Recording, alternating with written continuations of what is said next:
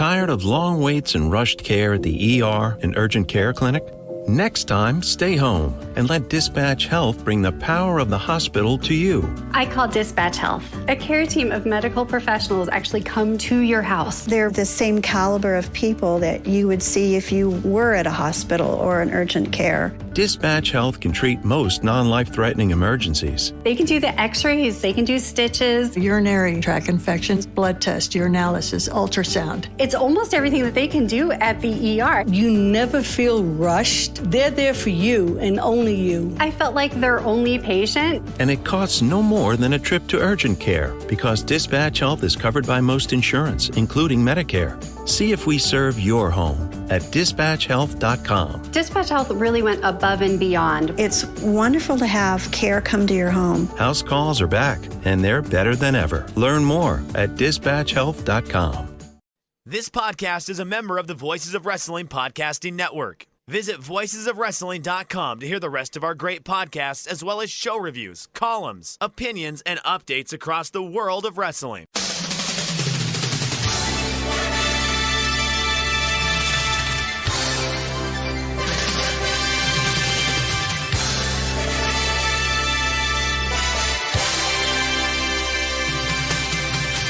Hello everybody and welcome to the Super J Cast. I'm Joel, joined by Damon McDonald. It is Saturday the 8th of October. This is episode 229.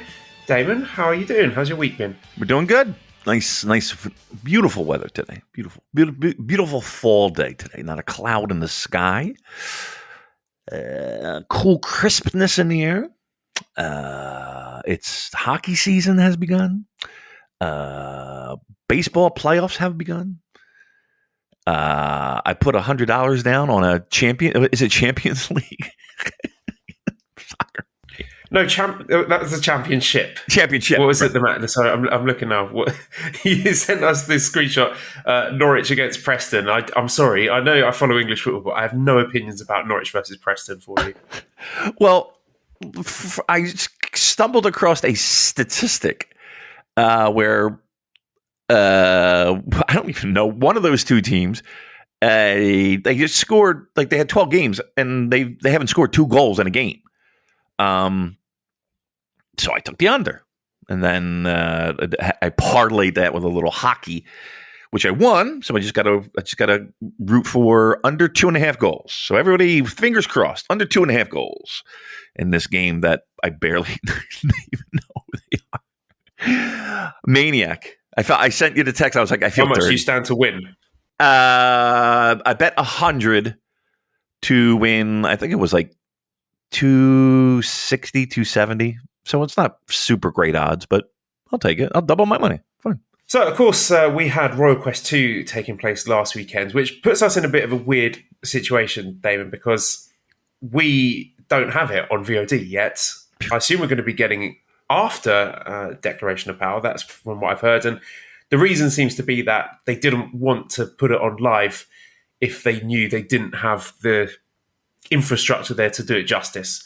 But it's still a bit weird having this show that, by all accounts, everyone seems to have enjoyed and people are praising very highly, but we can't talk about it yet. I wouldn't, this is not a case of me wanting to protect people from spoilers, because I don't think the results are anything groundbreaking or mind-blowing that people need to be protected from, but it's more just, I want to see the show for myself before we can talk about it. So I don't want to sort of read off a load of secondhand accounts of people who are at the show, but we have questions about this. So Chris, has anywhere from your New Japan sources, which of the RevPro guys impressed during Royal Quest and are being looked at being brought over for a tour? I know it's not on VOD yet, but having seen night 1 and heard all accounts, they were working like they knew they were being scouted. Multiverse says, how surprised are you that it seems you won't see Royal Quest 2 until after Declaration of Power? So, yeah, I don't want to comment on anything until I've actually seen the show. So hopefully with Declaration of Power happening on Monday, it would be nice if we could get Royal Quest 2 some point next week. Disappointed that hasn't gone up so far. But as I said on the pod last week, I was convinced that people who went would have a great time. No one's going to be leaving that show disappointed. And I proved to be right. I don't know how much of a hot take that was, but it sounds like everyone who went there had a blast. We knew that the quality of the card, it wasn't, an A show or anything. People say, it was a house show level card in as much as the matches that were on paper, but it all over-delivered. Everyone had a blast. I'm hearing a lot of match of the year buzz about Aussie Open against FTR, hearing great things about Yota Tsuji as well. So I'm excited to be watching the show. I feel, people have written and asking questions about which guy's impressed. I don't want to talk about it until I've actually seen the show for myself. Yeah. Yeah, it would be pretty pointless, right? I mean, and we haven't really heard that much, to be quite honest with you, about anything coming out of there that was, super newsworthy or people getting signed on the spot or who impressed and who didn't.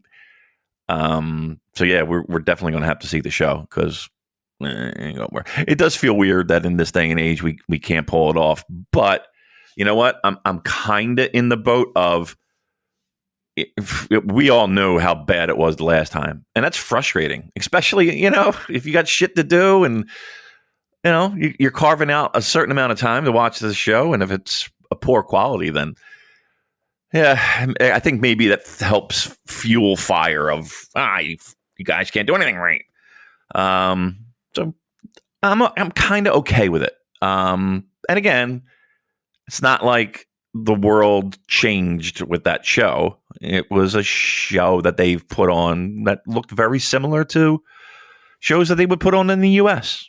With the same results. I mean, I don't think I've heard anyone thumbs down the overall show and the time that they had and the fun that they had and the quality of the show. But in the same breath, again, nobody hit us up and was like, this was Wrestle Kingdom. And we all knew it wasn't going to be. It kind of landed where we thought it would land when it came to fan appreciation for the show. I mean, people liked it, but again, we're going to watch it, and I think that people listening to this show are going to watch that show when it uploads. But I can't imagine anyone just kind of going out of their way that's maybe a casual fan and having to watch it.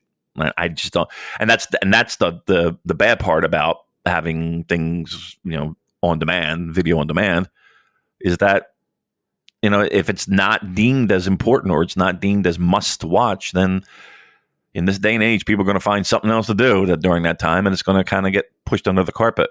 Now, I will say this.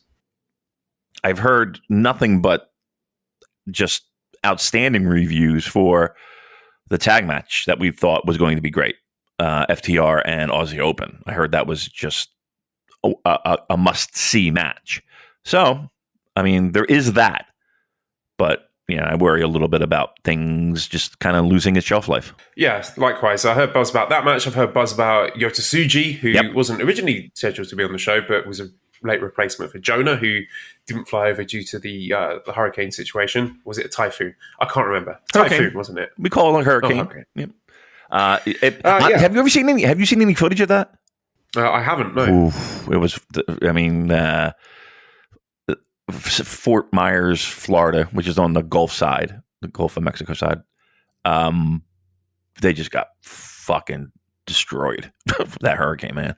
I mean, we're talking like 100 and sustained winds of 120 miles an hour. Like it just looks like it's just leveled. It's just leveled, and the storm surge flooding.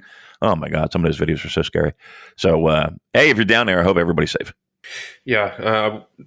Survived. Well, I say survived. I mean, I experienced the typhoon myself, Typhoon Moranti. This was in late 2016, I think, when I just moved over to Xiamen in China, and that was, pretty horrific. So, hope everyone who was affected by that is okay. And I apologise that our Royal Quest 2 takes won't be fresh, but what will be fresh will be the delicious food from our friends over at HelloFresh.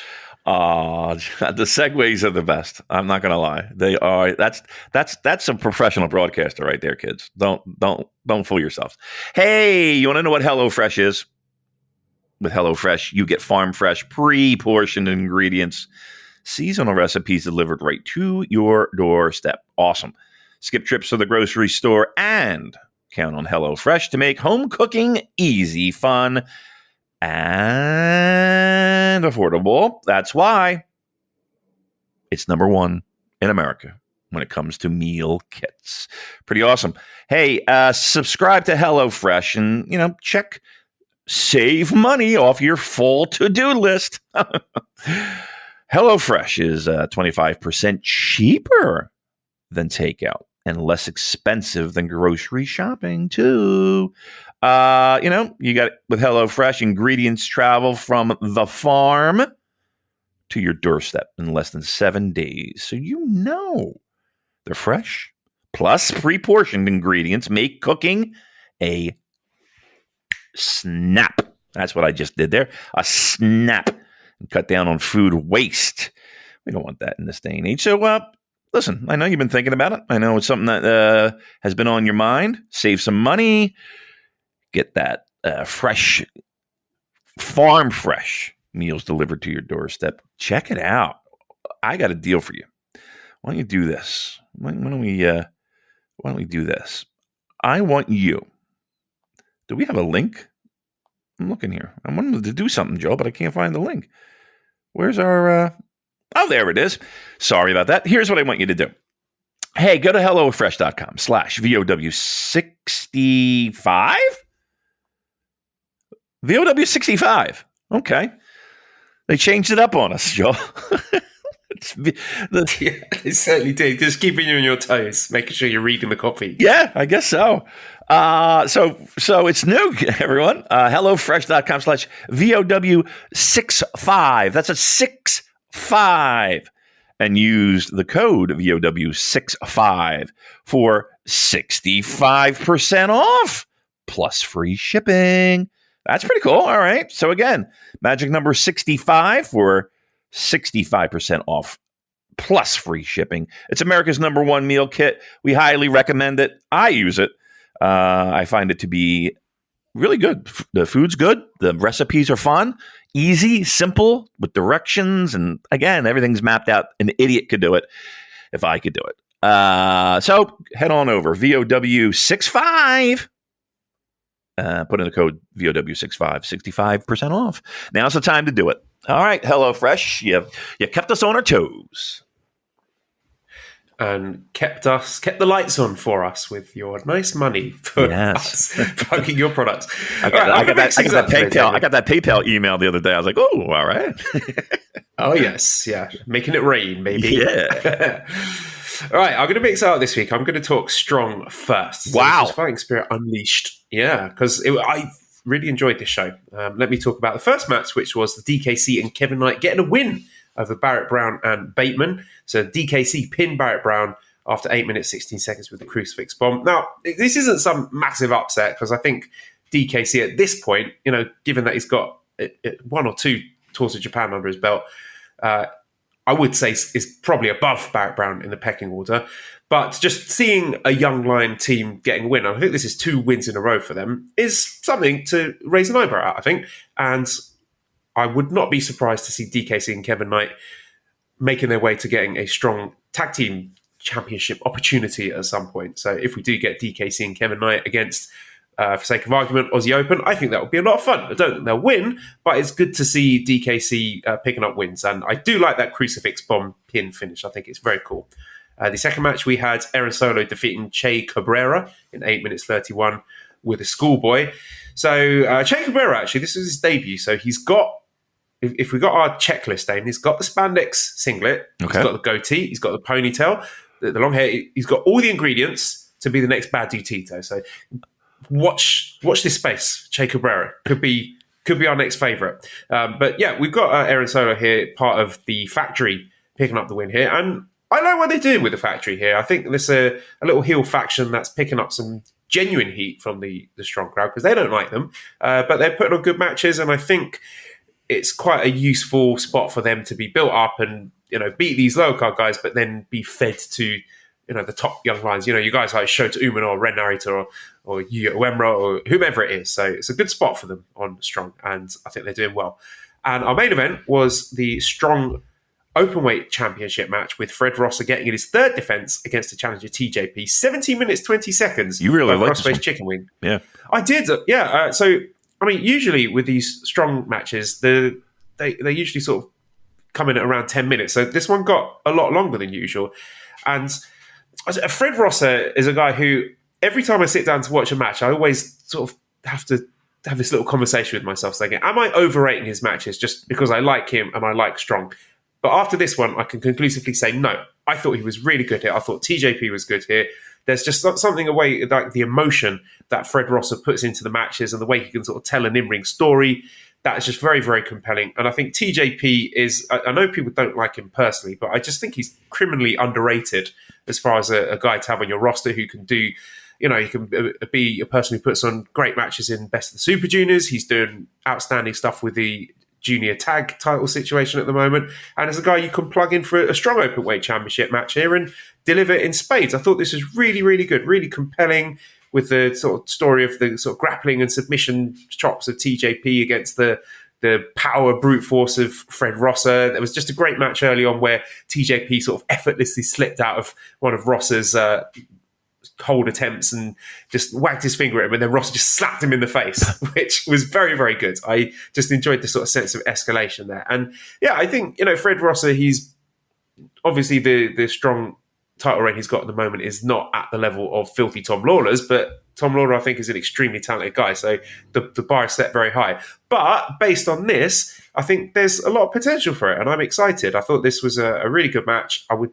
definitely recommend people going out their way to watch it, even though the caveat that obviously at the end of this match, we had Chris Dickinson making an unannounced run-in, and he attacked Fred Rosser, so that seems to be setting up a match between him and Fred Rosser.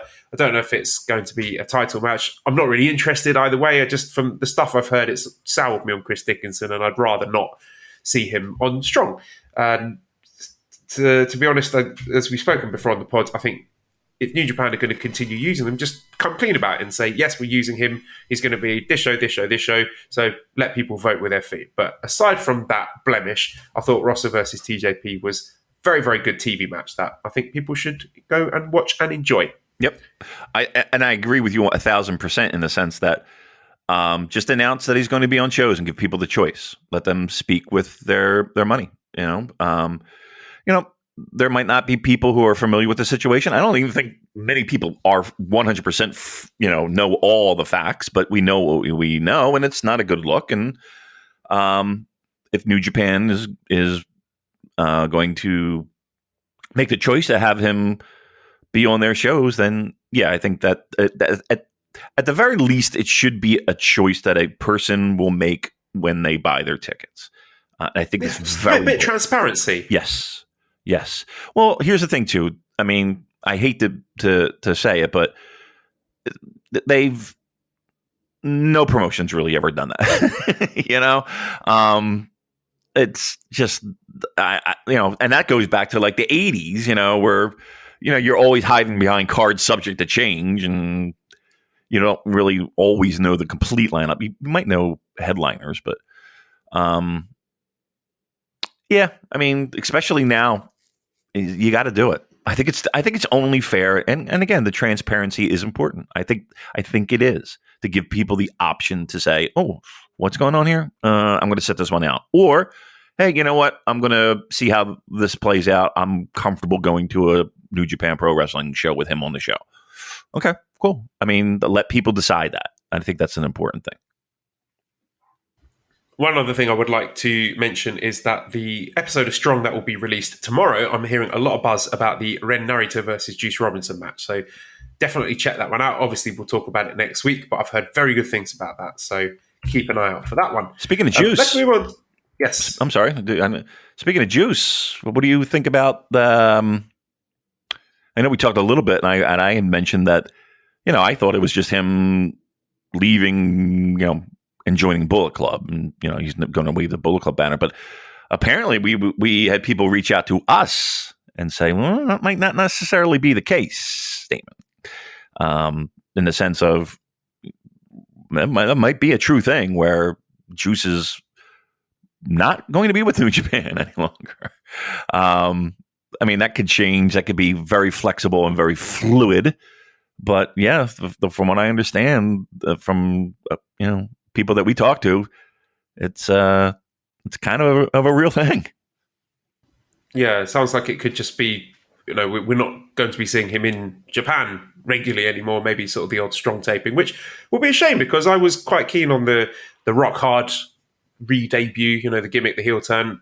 But as I mentioned when we talked about it last time, I think the booking in the G1 has lent some credence to this idea that he may be sort of moving away from New Japan long term. So, it's a shame because I was quite excited by the turn.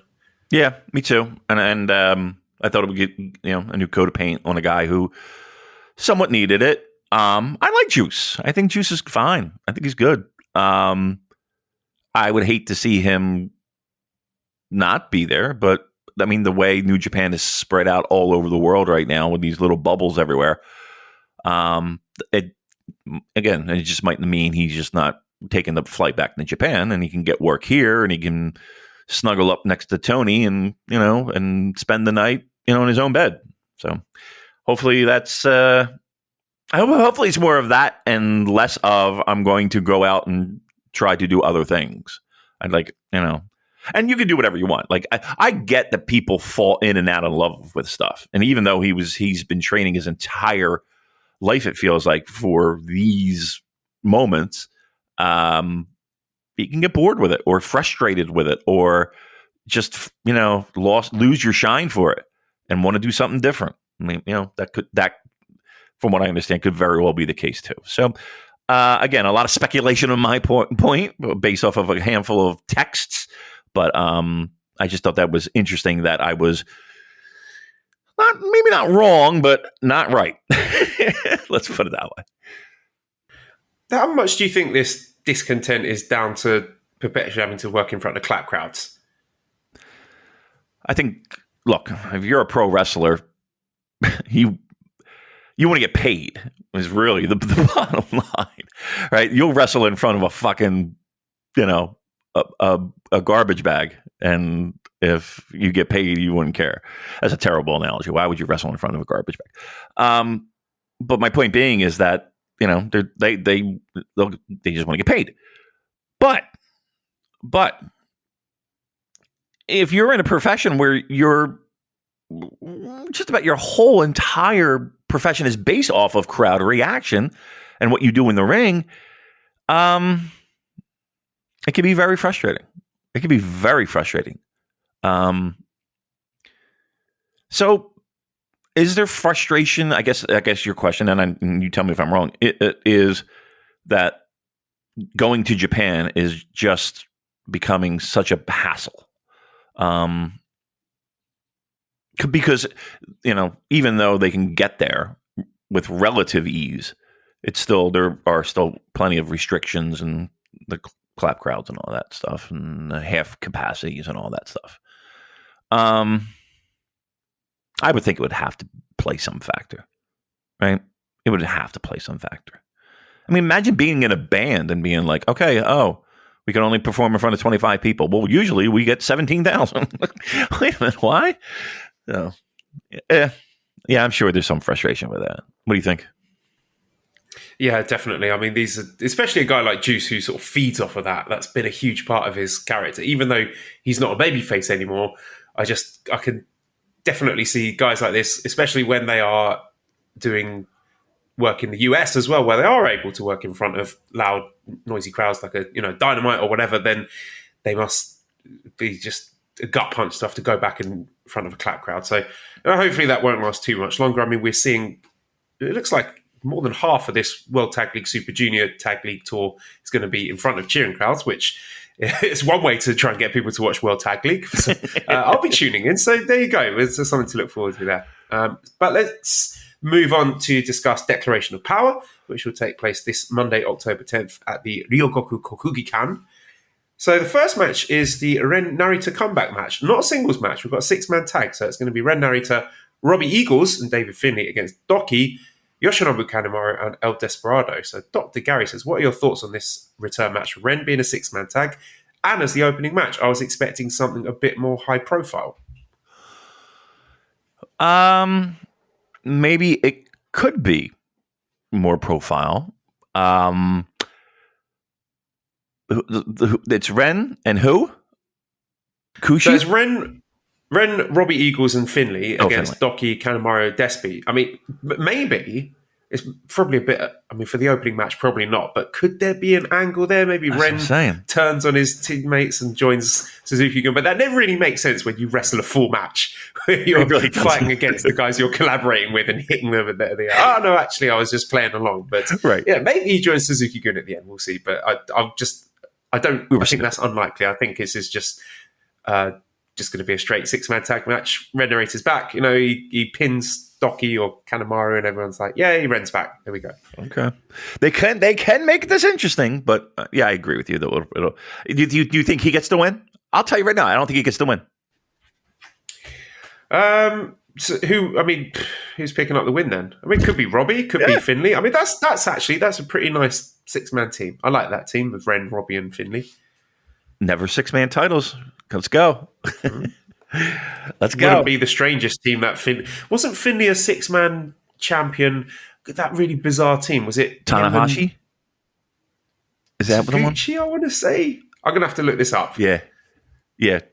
Can I guess? I'm gonna say Finley, Tanahashi, and somebody, right? Wasn't it? I think might be Finley, Kojima. I think Kojima was in it. Actually. Oh yeah. You might be right. Come on, look that up. Come on, Google, man. Okay, well, this Wikipedia page, list of never openweight 6-man tag team champions. I wonder how many people have been on this one. Keep scrolling. Oh my god, we've got Tanahashi, Elgin, and Yoshitatsu. Yeah, that's a team. Let's go through the list of those champions. I want to do that. I'd rather do that. Let's go through that list. I want to see some of those names. Good. Inaugural champions: Toru Yano and the Briscoe brothers. Right. Obviously. Fale, Tamatonga, Yujiro. Okay. Yano and the Briscoes again. The Elite, so Kenny Omega and the Young Bucks. Tanahashi, Elgin, and Yoshitatsu. Yeah. Then back to Omega and the Bucks. Then we got Matt Sydal, Ricochet, and Kojima. Wow. That's a team. Vacated, and then the new champions were Finley, Ricochet, and Kojima. So there we go. That was it. Team I was thinking of. Oh, that's what a bizarre mishmash of people. It really is. Going forward, we've got Taguchi Japan team. There's Tanahashi, Manabu Nakanishi, Arusuke Taguchi. That might be the weirdest one. That one's nuts. Yeah, that's pretty fucked up. Yep. Beretta, Ishii, and Yano. Come on. Well, I mean, they were all in chaos, but yeah, okay. That just on paper, it's weird. Go ahead. The Taguchi, Makabe, and Yano team. You remember that from 3 years ago? Nope. How could you forget? Wow. Yeah, those are the highlights. That's awesome. What a title. I hope they keep that forever. Yeah. I feel like, though, it's somewhat lost its randomness, though. Right? It feels like I like the idea of just, like, again, I don't know, fucking Robbie Eagles and I don't know, Hikaleo and somebody, just and this team has got big random energy. Like let's bring back the randomness with the team of Narita Eagles and David Finley. Yeah. Make the never 6-man titles random again. Yes, I'm all in. I'm all in on that. Pick names out of a fucking hat. Let's go. Okay. Second match, we've got Dangerous Tekkers, Taichi and Zack Sabre Jr. against TMDK team of Bad Dude Tito and Shane Haste. Now, I'm assuming this is just like a tune-up match for Dangerous Tekkers to get them some all-important momentum leading towards World Tag League. But I do have a sort of interesting thought here about this team of Tito and Shane Haste. Now, of course, historically, the more the TMDK team we are more used to seeing has been Shane Haste and Mad Mikey Nichols. But Mad Mikey Nichols, as of yet, has not returned to Japan. So I was wondering if this might be the TMDK team for World Tag League, Badly Tito and Shane Haste. I wouldn't be surprised if it's they're feeling it out, right? I would not be surprised at that at all.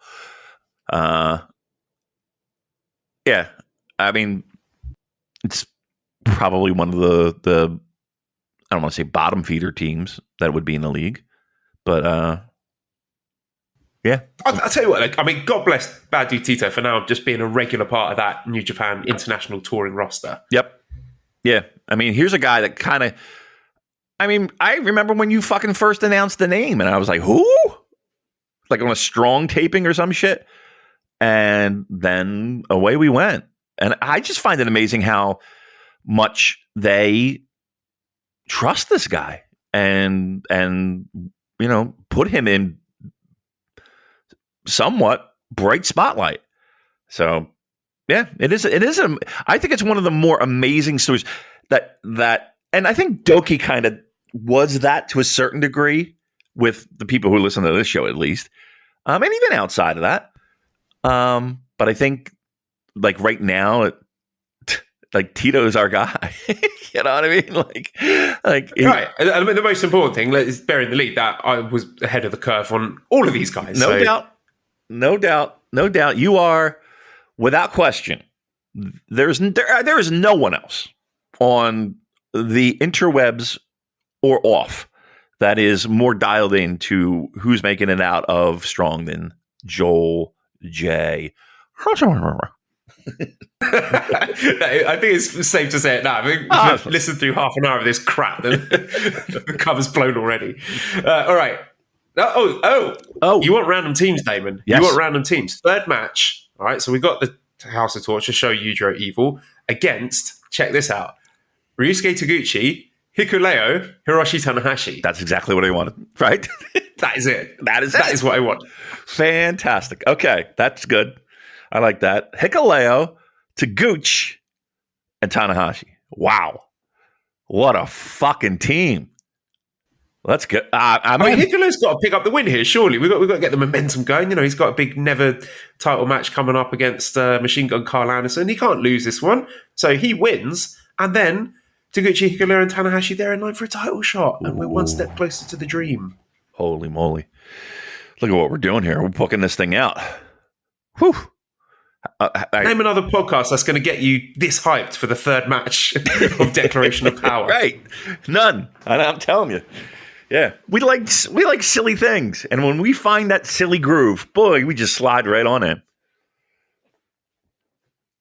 Fourth match. Now, I'm intrigued about this. Maybe you could enlighten me. But the second match I mentioned, that was Taichi and Zack against Tito and Shane Haste. Mm-hmm. Fourth match is Yoshihashi and Hiroki Goto, the Bishamon team, against Khan on the Cobb, Great Khan and Jeff Cobb.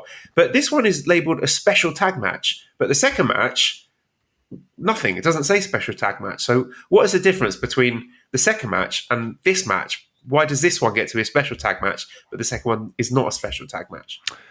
Whew. That is something I cannot answer.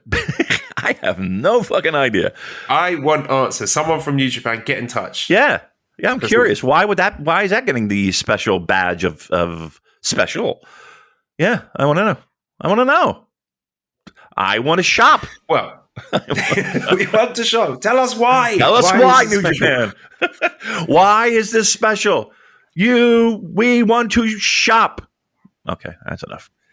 Well, anyway, so this, as I've mentioned, we're leading into World Tag League. So these are two established tag teams. Both are former champions.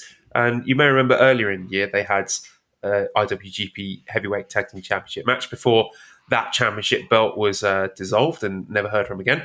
But yeah, it was really good the first time they had a match. Now, this is the fourth on the match of a 9-match card. So I don't think they're going to get necessarily the time or the spot to replicate that. But I'm into it. If they go out there, have a 9-minute match, could be very interesting. And hard to call a winner there. I leaning towards the United Empire team with Khan on the Cobb, because I think they should be the team that's getting the spotlight going into World Tag League. I think they've got to be one of the favourites.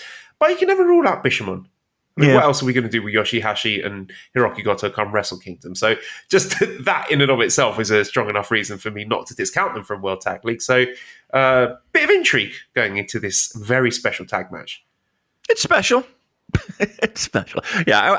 I'm always on board with Okan and Cobb. Like I just want it to happen and happen now for them to be a dominant tag team, belts, the whole 9 yards. So we shall see. But yeah, I think if I had odds or were laying some money down, I would say that Okan and Cobb might be my pick to win World Tag League. Might be my pick.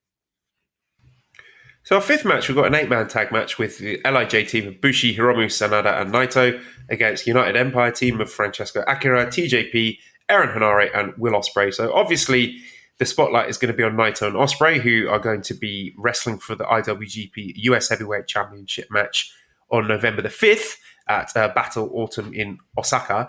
But I'm looking at other members in this match. So obviously Akira and TJP are our IWGP Junior Tag Team Champions. Mm-hmm. I would love to see Bushi and Hiromu challenge for those titles. I don't know when, I don't know where. I mean, it might be something fresh and interesting for Hiromu for them to win the Super Junior Tag League and then have that, maybe that could be your opening match at Wrestle Kingdom of Akira and TJP defending against Bushi and Hiromu. Wow. I mean, here's the thing. Like, Hiromu traditionally is your top of the number one seed, your anchor of the junior division, your first match at Wrestle Kingdom. That's pretty interesting. I like it though. Well, he was the opening match at Wrestle Kingdom. Was it last year or the year before that? Was it him against ELP was the opening match? Yeah, that's a good point. Good spot. Get the crowd hyped. That's true. That's good. That's a good point. I might want it. I think it's something new and fresh. I'd be fine with that. It's not going to... I think all four of those guys could make it really interesting. Yeah, let's do it. I'm down. All right, I'll text Ghetto. Sixth match is a special singles match. Again, here's the special again. Special singles match with Taiji Ishimori against Master Wato. So it was supposed to be Kushida, but he hasn't recovered from his hand, foot, and mouth. And even when it was Kushida, it wasn't a junior title match defense anyway, because this is a fantastic story, Damon. Very deep, intricate lore here of Taiji Ishimori assessing Kushida. So he's going to assess him and assess his performances before deciding whether or not he would be worthy of an IWGP Junior Heavyweight Tag Team match. Not tag team. Ah! A IWGP Junior Heavyweight title opportunity. So Kushida wasn't going to get one, and Wato's not getting one either. This is a special singles match.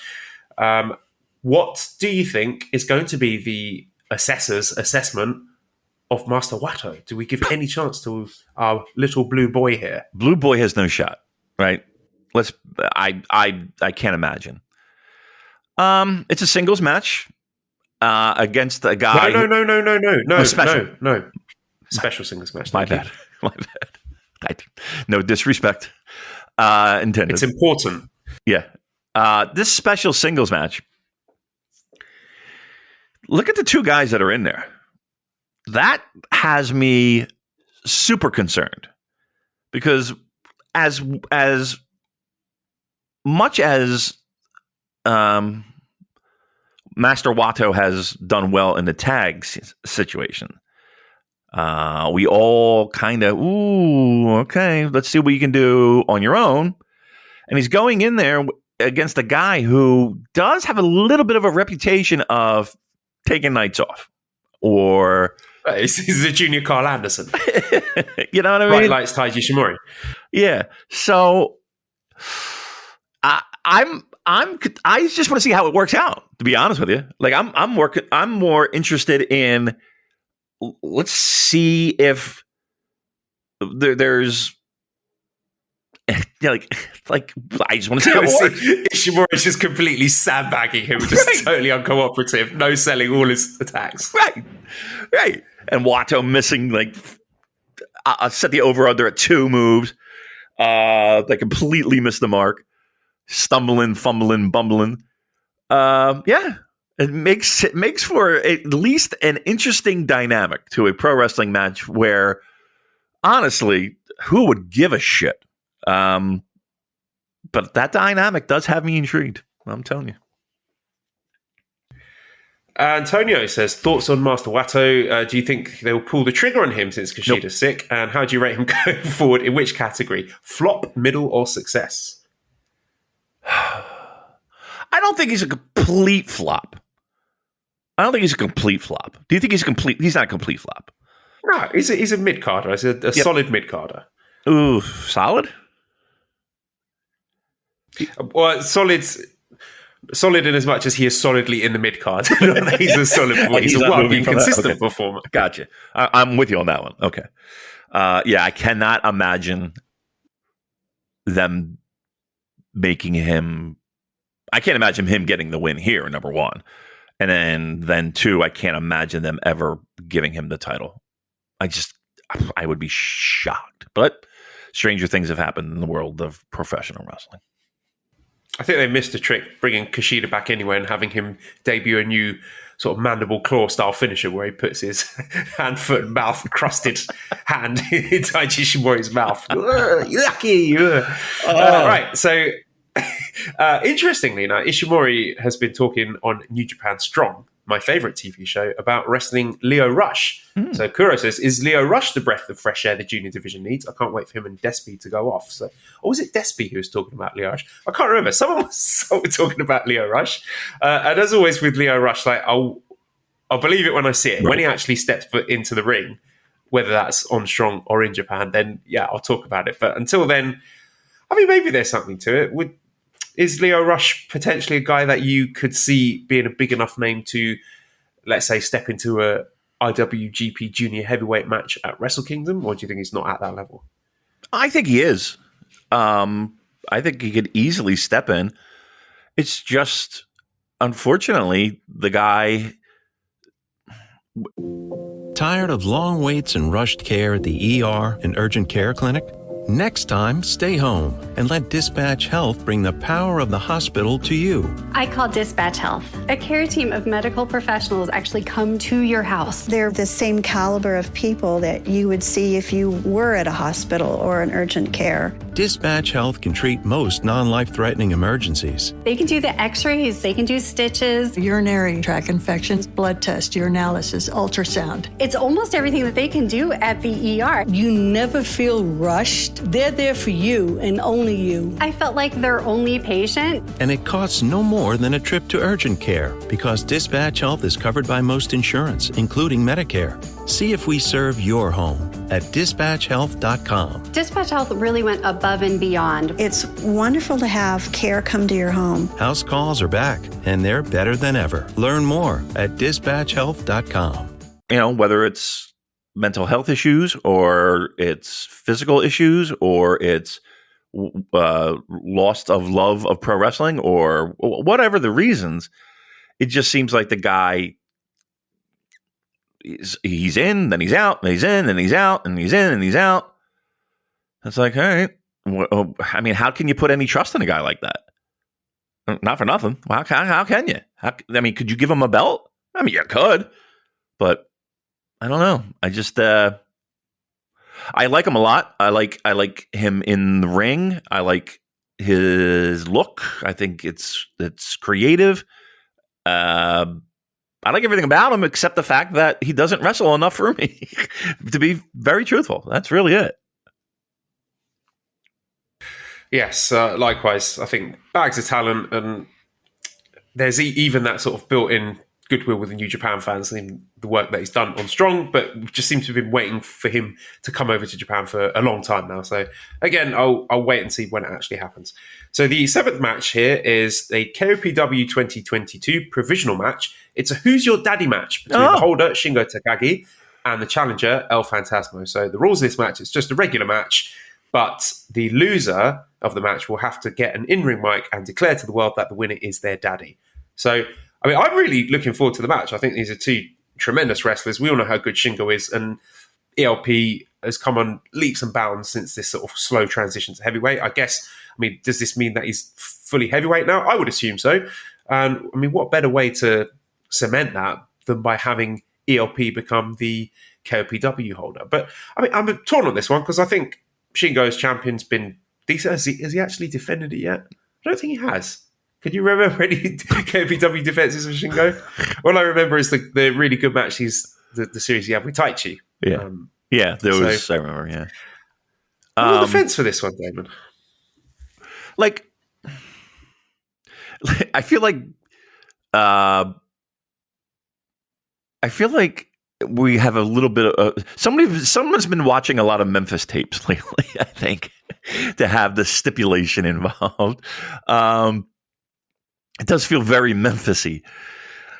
But on paper, let's go the whole hog. Let's do like a sort of Jerry Springer style paternity test and have the loser actually be the winner's biological biological son.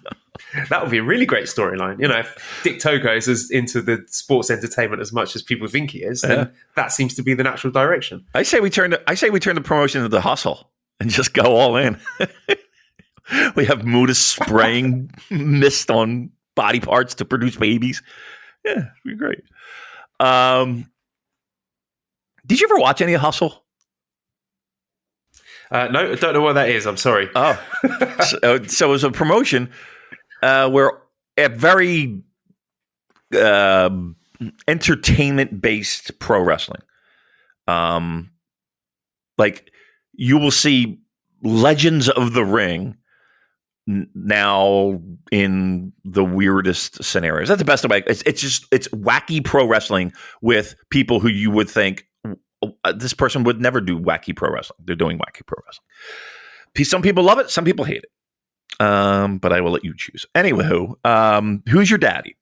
And I don't give a shit. I gotta be honest. I don't care. I like the match. It's a good match. Though. Yes. I mean, yeah. Yes. And I'm glad that there's no sort of the who's your daddy thing is not bleeding into the match. That it's not going to be like an I quit match, but with who's your daddy? No, it's not you. You're my daddy.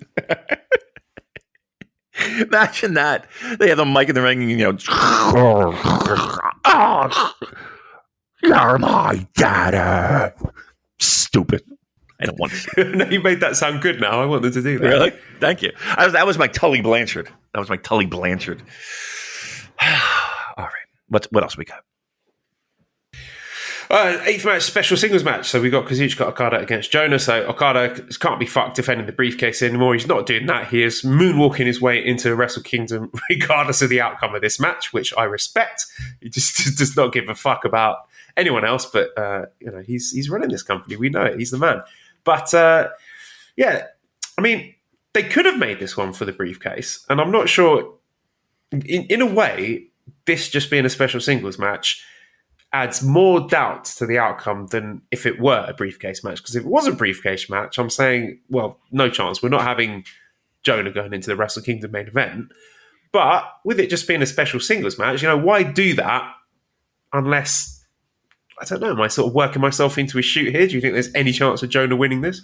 I see what you're saying. I see where your mind is in the sense that taking out the briefcase and the stipulation gives them a safety net to be able to do a little bit more. They have a little bit more flexibility to do things. I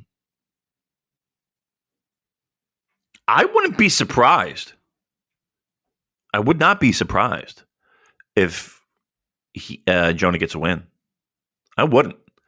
But then what do you do then? So if you have Jonah who's got 2 wins over the G1 winner. I mean, there's at least 2 months before fucking Wrestle Kingdom. They could have a briefcase match. They could force the issue to have you have a guy who's saying, I'm not fucking defending this thing. It's mine. Fuck you. Eat my ass. It ain't happening. And then everybody's like, okay, well. And then they have to go and have an eat my ass match. I'm all in. Let's do it. My point is that there's, without the briefcase, you have Jonah win, and it kind of forces the hand to have that match. He's got 2 wins over him. And even Okada could be like, I don't fuck what, or maybe he wants it to. Maybe he wants it for revenge and says, okay, you beat me twice. Fuck you. We're going a third time, and I'll put up my stupid briefcase.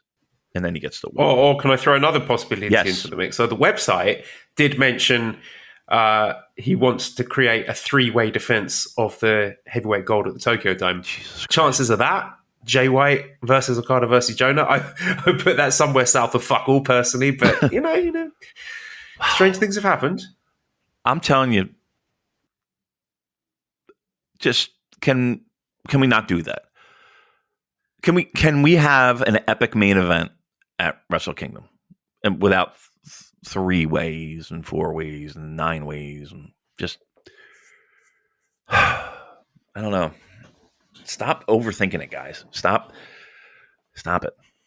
Look, the first step was. To be honest, I think that was just like a throwaway line to create some intrigue. That's not happening. All right, well, sure. I don't want it to happen. Please, thank you. All right, that is the last word on Okada versus Jonah. So the main event, our ninth match, is the IWGP World Heavyweight Championship match. Jay White with his second defense. They've updated it. Before it said first defense, I assume that they were treating the Forbidden Door victory. I guess they figured pinning Adam Cole didn't count as a proper defense because he's so little. But now they've changed it and it is a second defense. So defending against the challenger Tama Tonga. So, I mean, I've been throwing flowers at Tama Tonga for, it feels like, a year now about how fantastic he's been with this face turn, and all the people who heap scorn on it are wrong. The crowd love him. He is one of the most over baby faces of the company, with or without the clap crowds.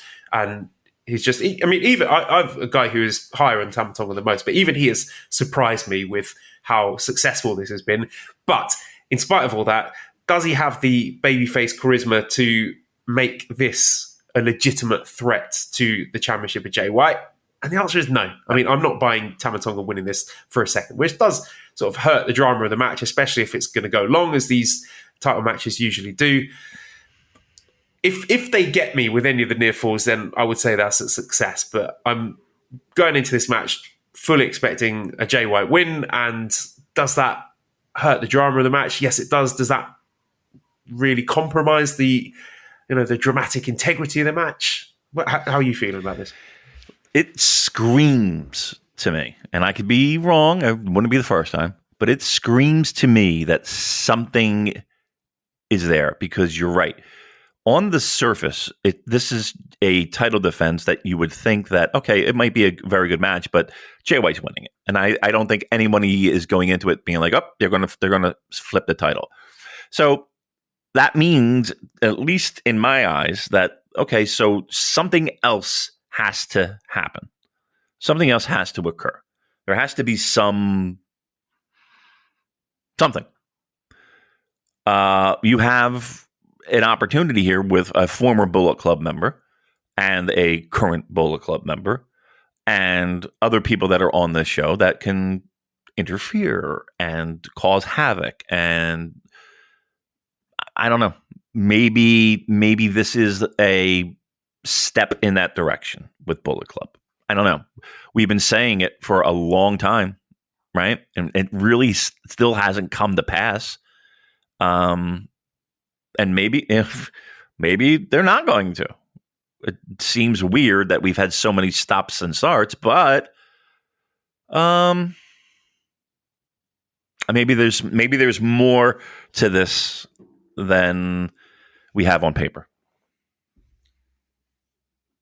So how are you feeling about Declaration of Power overall? I think it's a pretty good card, to be honest, for this spot, this Sumo Hall October show. That I think this is up to my expectations for a show of this caliber. Yeah, I think it's a different show. It feels like a different show. It feels like a fresh show with interesting little tidbits nestled in here and there that we talked about. Is it the sexiest show in the world? Probably not. But I think there's a lot there that people can sink their teeth into and get into.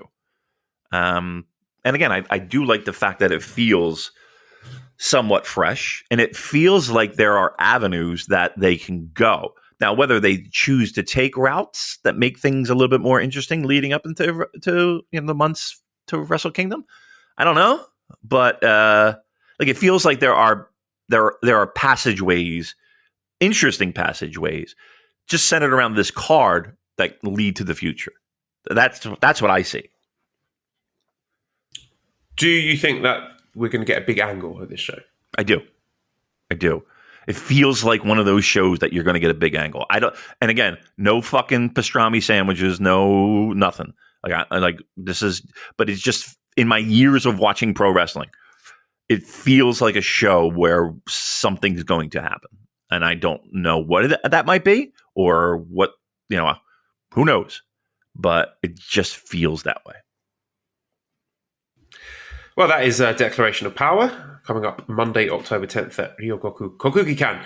So I mean, I'll throw this in here. We can edit it out later. Of course, we have the news that occurred earlier in the week about the death of Antonio Inoki, which is obviously something that we will need to discuss. Now, there are other people and podcasts out there who, if you are looking for sort of a big historic deep dive and, the trip down memory lane, all the great memories of Inoki, this is not the place for that, because, I mean, personally, I don't have either the knowledge or the interest to do that. And I would suggest that, to be honest, Damon, I think our listeners don't expect that of us. So we did want to get a guest on the show. We did reach out to Joe Lanza from Voices of Wrestling, but anyone who follows Voices of Wrestling will know that Joe is not in a good way right now because his voice is absolutely buggered. So we'll be waiting on him until his voice is recovered so he can hop on the Jcast and do this topic justice, because I would like to come at it at a slightly different angle than a lot of the other retrospectives where, I hate to say it, Damon, they feel kind of whitewashed, because Inoki is a very complex person, and I feel a lot of the stuff I've seen and heard sort of skates past the more controversial topics, where I think we've got to do our due diligence and handle it in a fair and balanced way, personally. 1,000%. And that's what I really feel that makes Inoki just a unbelievable story. Right? Just like everything, like he is pro wrestling. I mean, just like the definition of pro wrestling is how Antonio Inoki worked his career both in and out of the ring. He's got an absolutely unbelievably interesting story. And I think that, yes, matches are important and all that, but I think that there are other things that made him so iconic and notorious that, like, I love hearing people's views of him, because he is a very polarizing personality in the world of pro wrestling.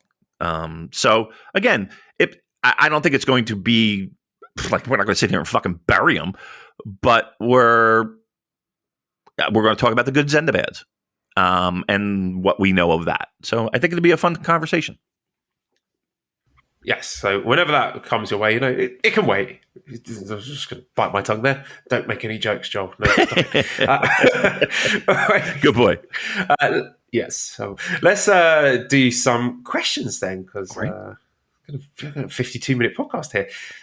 Let's see what we got. New NJ's Villain says, if Omega Ospreay is off the table for Wrestle Kingdom, what is for Will at Wrestle Kingdom? So, yeah, let's sort of look ahead here at the show, the Battle Autumn Osaka show, Saturday, November 5th. So we have the US Heavyweight Championship match with Ospreay defending his US title against Naito. We also have Never Openweight Championship match with Carl Anderson defending against Hikuleo. So looking specifically at that Ospreay-Naito match, I mean, assuming Ospreay wins, which he might not, I could easily see Naito winning that. But if Ospreay does win, if it's not Kenny Omega at Wrestle Kingdom, who do you think would be a good defense for Ospreay at the Tokyo Dome? Well, I'm going to address one thing when it comes to Will and Kenny Omega. Kenny Omega has been suspended from AEW longer than, like, people who actually did something. You know what I mean? Like, actually did bad things. He was just trying to protect the dog. Come on. I'm not a big Kenny defender or anything, but surely. Right. Why is this guy suspended again? He got bit. And it's been what? I mean, we're going on 2 months now? It's unbelievable. What the fuck are they doing over there? No, seriously. Like, what the fuck are they doing over there? I mean, I'm sure there's legal, everybody's trying to sue everybody at this point, I'm sure. But what a wacky scenario. Just a fucking disappointment that whole thing has become. Anyway, David, they should do a trade. New Japan should trade Ibushi with Omega. And then everyone's happy. Yeah. Apart from the Golden Lovers stands who don't get to see this. They still don't get it. Yeah, they still don't get what they want. It's just weird. Anyway, so if it's not Kenny, who would be a good choice? Who would be a good choice? That's a great question. That's a great question. Who would you put in there with him that he hasn't been in there with already? Yeah, I mean, I'm sort of looking for the sort of New Japan roster. I'm scratching my head. I mean, he's wrestled everyone. Naito was the last person, and now he's wrestling Naito in Osaka. Right. So I'd have to think you'd be looking outside the company. I mean, is there anyone on the AEW roster that you think could be a realistic and big enough drawing challenger for him? Well, that's the challenge, right? Because again, they have that show in AEW has that show on the 4th in Seattle, right? So, and again, like Seattle's a huge launching point to go to Japan. Like that's you fly to either Chicago, Houston, or Seattle, and then go to Japan 9 times out of 10, unless you're flying direct out of New York. I mean, I don't know. Forget the AEW guys. I've got 2 suggestions for you here. Okay, that I don't think he's wrestled. He hasn't wrestled in New Japan. Jonah or Tom Lawler. I think Ospreay versus Jonah could be a lot of fun. Oh, it absolutely could be a lot of fun. That's not bad. That's not bad. I don't know. I know. I'm going down that roster, and I'm like, I got to be honest with you. It feels like it's got to be somebody outside the roster. And even then, I'm kind of like, okay, like who's able to go and who's willing to go, and how are they going to make it happen, and all that shit. Jonah sounds as good as anybody right now. I mean, who like maybe one of the guys coming back from excursion. Yeah, Shota might be. Oh, well, no, they just wrestled, didn't they? Yeah, they did, but nobody saw it on the show that nobody's allowed to watch. So technically, they really didn't. Maybe that's the route they go. Who knows? I mean, but yeah, it does feel a little bit like, oh, okay. What are we going to be doing here? I just sat here and talked about a show that it had many different options, and now we got Will Ospreay, and it's like, okay, well, yeah. Who do we put in the ring with him? Sanada. Oh, Lord. Oh, Lord. Well, Taichi. That'd be good. Ospreay against Taichi. Don't know if they've wrestled each other before. How about Zach? They must have done. Yeah, we could do that. I mean, they've wrestled each other tons of times, but it's always great. Yeah, always delivers. Zach might be a good pick. I might lean that way. It might be good. All right. More questions then. Andrew says, Kiss are playing at the Tokyo Dome on November 3rd. Will they outdraw Wrestle Kingdom and Muto's retirement combined? Oh, great question.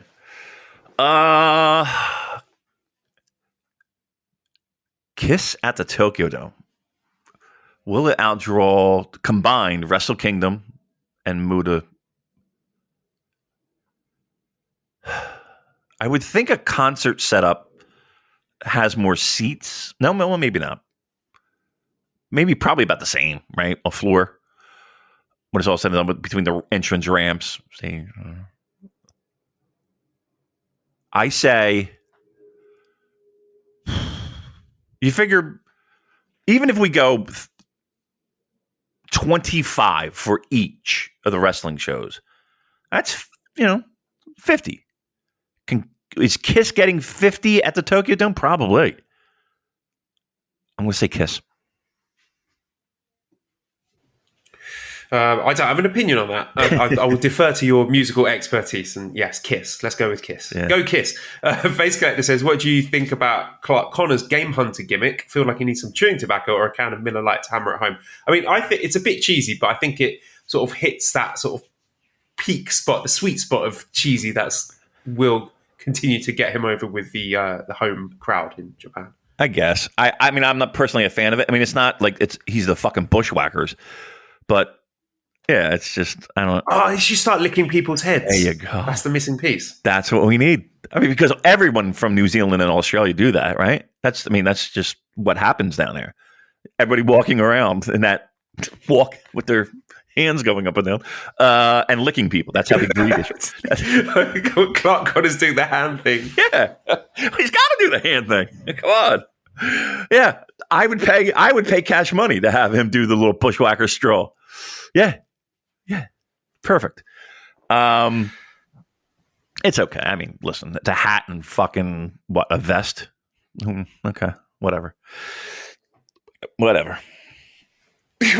Troy says, with the presence of Team Filthy and TMDK in New Japan, if you were given the chance to add a new member to each faction that are based in Japan, so New Japan wrestlers that aren't strong mainstays, who would you add to Team Filthy and TMDK respectively? I mean, I'm looking at unaffiliated guys, maybe a David Finlay, or maybe I think David Finlay might be a good fit in Team Filthy, and maybe a returning young lion. They could be in the mix. I mean, for TMDK, who would be good in TMDK? Robbie Eagles? I don't know if that's just me being lazy for the Australasian connection. Yeah.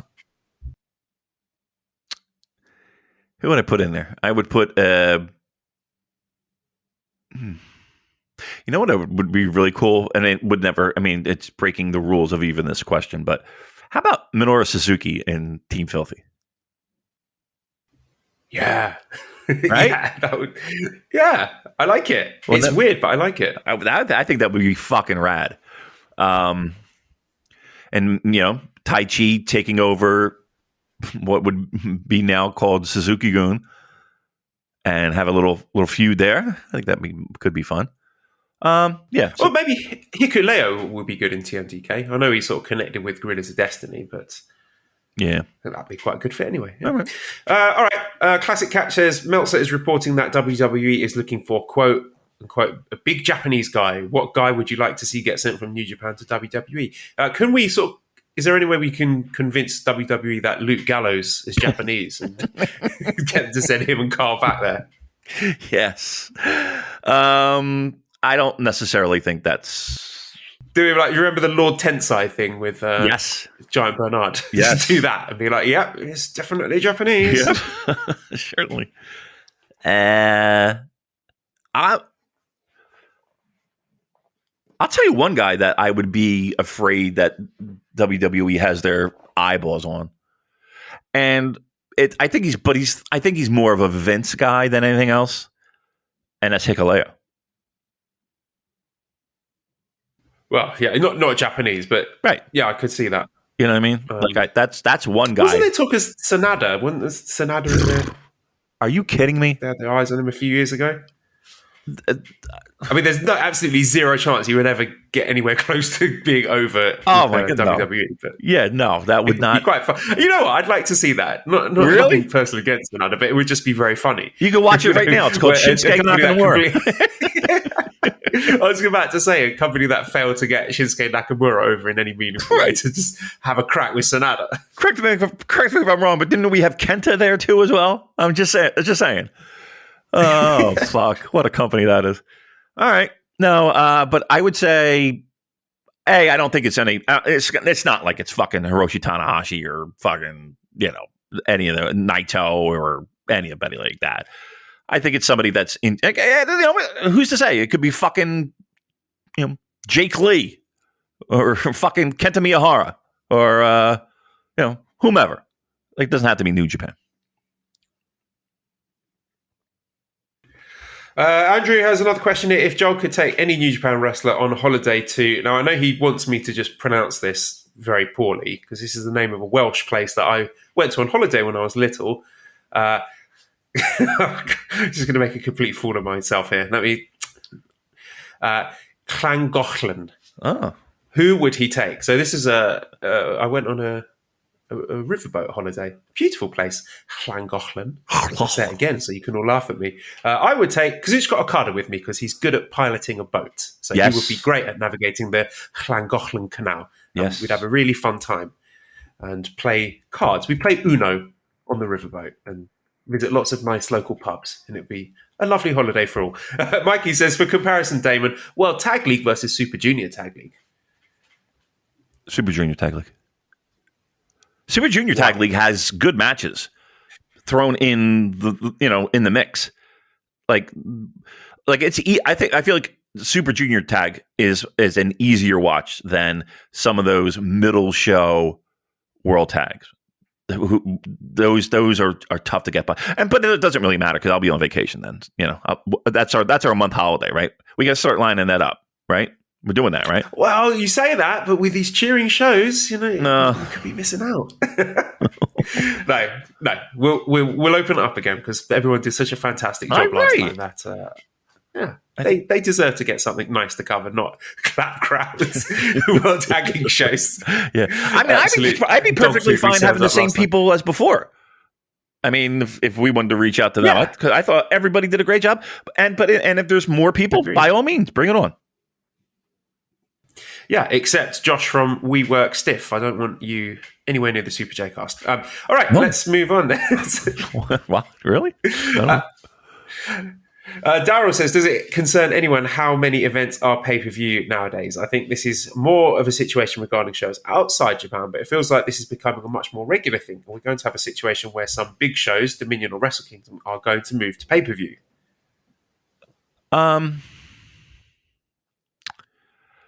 So, I mean, I don't think that's going to be the case for the Japanese-based shows. I would be shocked if there was an extra fee associated with getting, say, like G1 or Wrestle Kingdom. I wouldn't be surprised if that is the future, where you pay for your subscription and then you have to pay X, whether it's $5 or $10, whatever, I don't know, for the bigger shows. That might be, wrestling streaming's future. Specifically New Japan World. I don't know for a fact, but I mean, if they're looking to monetize, that would be the way to do it. The shows overseas, in England, States, etc. I mean, they had that relationship with Fight, and that relationship involved money. It's people, That was a Harrell thing, though, a Michael Craven thing too, right? I feel like Fight was that. But I think the future is you pay for the streaming service and then you pay extra on top of it. And I think like a service like New Japan World, New Japan World's not Peacock, right? It's not NBC Universal. It's New Japan World. So that's how they're going to make money off of it. So your concerns are valid. Let's put it that way. Yeah. I mean, it's one thing, sort of the odd shows that pop up, like, Taka Taichi Despy Mania. But I mean, I do wonder sort of how the sustainability of this 999 yen model, especially with the company losing money through the COVID pandemic. We'll have to see going forward. Cactus Max says, could we have a 15-minute segment for Cheryl holding forth on IKEA and tips on self-assembly? Like Damon, the wife orders me out of the room so she can self-assemble in peace. Yeah, it's a skill. It's an absolute skill. Everything comes flat packed and there's directions and it's all illustration, and you got to really pay attention to what side to screw and but she's an expert at it. I'm telling you, everything in our house that has been put together, she did. I would do like a show. I would do this show and walk out and be like, oh, cabinets are done or whatever. She just has that skill, patience, and here's the thing, a stickler to detail. Like Cheryl is an I dotter and a T crosser. So, she is kind of good at that. It doesn't mean that she necessarily likes it, but she's good at it. And I mean, and I think guys don't have the majority of guys that I know don't necessarily have that patience. Like it's a patience thing. Like if you like doing puzzles, it might be for you, but I get that's what I like about doing it. It's just like a big jigsaw puzzle, and I'm allowed to shut the children out of the room. Yes, because I say, "Oh no, it's dangerous for them. They can't." Yes. And then I actually get some peace and quiet and listen to some podcasts or watch some YouTube, and I do it really, really slowly. And even though the actual process may only take me about 5 minutes of actual assembly, I just take about 2 hours doing it and come out sort of wiping my brow going, oh, God, that was really tough, Ali. They're like, well, what's all that used tissue on the ground? What did you... that came with the box, dear. Oh dear. Okay. Multiverse A says, so a lot of these questions are very old. You'll be able to tell. Multiverse A says, with the passing of John Madden, who do you consider the definitive voice of professional wrestling? Do you know who John Madden is, Joe? Yes. Oh, yes, I do. Look at you, Mr. Sports. Who's the voice of professional wrestling? Look, Jim Ross in the 80s was fucking untouchable to me. Like his Mid-South UWF, early WCW, and even early WWFE was really good. Really good. He has lived off of that run the rest of his career, mind you. But that run that you're telling me you don't want 2022 JR commentating on a House of Torture, never openweight 6-man tag team championship, dog cage, tornado survival match. Can you imagine, like, if the world just didn't change and he was still doing commentary? Oh my goodness gracious! What a fucking train wreck that would be. No. Who's the best right now? That wasn't the question. That's not the question. Who's the best right now? Look, honestly, I think Kevin Kelly's run with New Japan has to be up there. Don't you think? Like, I'm not just blowing smoke because I like the guy. Like, he legitimately, his run with New Japan was some of the best pro wrestling calls, I think, ever. Agreed. And then you have to put in... Who else is there? Yeah. And then you have to put in, like, I think, like, there's a guy like Lance Russell who I really like just because he's just like the guy next door. I think that's a solid list. I think Jim Ross is that run. I don't think that's very hard to touch. Very hard to touch. Festive Dwarf says, why doesn't Damon check his Snapchat anymore? I forgot I even had one. I gotta be honest with you. I don't check anything. Every once in a while, I'll go on Instagram. Oh, by the way, have you seen? You follow Mally on Instagram, don't you? Yeah, I think so. Yeah. Have you seen her? You wouldn't have done because you're recording a podcast with me right now and you're a professional. But do you have your Instagram handy? I do. Let's take a look. See, I can fire that up, of course. I'm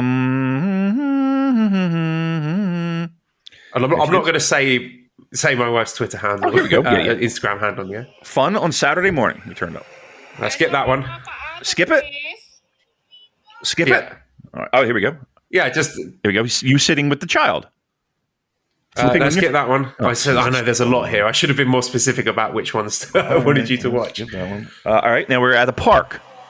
We're in a car. Let's get that one as well. Oh my goodness gracious! All right, sorry. It's better result in a boob. Let's see here. All right, now we're back. So we're still driving school. 911 driving school. Oh, look at you all. Let's get that. Just keep going until we're back home and Arthur's in his pajamas. Okay, let me keep going. How do I skip? Do I just swipe? Oh my God. I think you just touch the screen and you can skip. Okay. Oh, thank you. All right, so we're building now. All right. Oh, we're home. And we're walking. We're walking. Look at him go. Look at this monster go. Oh, my God. Oh! No sold it like a champ. What the second coming of Tomohiro Ishii. He is. He's adorable. Little guy walking around now. My God, you are screwed. I know, right? I like your place. There you go, the future IWGP mixed gender tag team champions. Yeah, no doubt. Esther and Arthur. Yeah. Oh, now he's tired. He's just lying on the floor. Yeah, we just died. I like your house too. I like your apartment. I like the way you have it set up. It's very spacious, very open, very clean looking. Very nice. You'll have to come over sometime. That's that plane ride, my friend. That's that plane ride. When they invent teleportation, I'm all fucking in. All fucking in. I do want to go back. We were talking about Japan the other day, me and Cheryl. We're like, oh, it'd be great to go back. Yeah, we're thinking about it as well. With if we do go back to the UK permanently from next summer, while we're in Asia, we're thinking, should we get in one last trip to Japan? And this is going to be sacrilege, but I was thinking, if I do, let's say we go to Japan over Christmas, I'm not sure I want to go to Wrestle Kingdom. Right? Is that terrible? I mean, it really depends on a lot of scenarios, but yeah, I mean, trust me, Cheryl doesn't give a fuck. She would be like, I don't want to go. I'm good. It would be weird to not, but honestly, I think a lot of the things that we were talking about really didn't involve any type of wrestling. So I don't know. It would be interesting. Let's just put it that way. But yeah, if you should definitely, you're 3 hours away. I mean, what the fuck? Yeah. Yeah, I would be booking that right now. Fuck it, I'm going to do it. I'm treating myself. I deserve it. I'll be so jealous of you, you fucker. Well, you're eating that delicious. I will be jealous. I will absolutely be jealous. All right. What else we got? We done? I mean, listen, I know we thought maybe Lanzo was hopping on today. We weren't quite sure. I don't know. He's not coming on today. Yeah, he's not. He's sick. His voice is absolutely buggered. Like anyway, he did a little audio update. It was like 3 minutes long on the Patreon, and he sounds horrific. There's no way he's going today. Maybe next week. Maybe next week we'll do it. Yeah. I feel bad because every time it's like there's always like we've wanted to have him on. He's never been on, has he? No, he's never been on. But like when you were away, he was one of the guys, and then I was really looking forward to that. I was just like, yes, Damon and Joe breaking down G1 Climax. No, it didn't happen. Yeah, it was like schedules were fucked up, and then you were coming back, and then it just didn't happen. And like he's always been one of those guys where I've been like, oh, that'd be super fun, but we'll figure it out. All right. Keep the money coming in, please. redcircle.com/shows/super-j-cast. We appreciate all your donations. That's going to fund my trip to Japan. Yeah. Discord link you can get if you send me a direct message on Twitter or join our wonderful community there at Cobra Kawaii and prowrestlingtees.com/super-j-cast if you want to buy one of our t-shirts. Thank you to Editor Dan. Find him on Twitter at LousyHero219. Subscribe to the Voices of Wrestling Podcast Network for other great shows. Give us a 5-snake review on iTunes. Follow us on Twitter at the Super J-Cast. Thank you everyone for listening, and goodbye.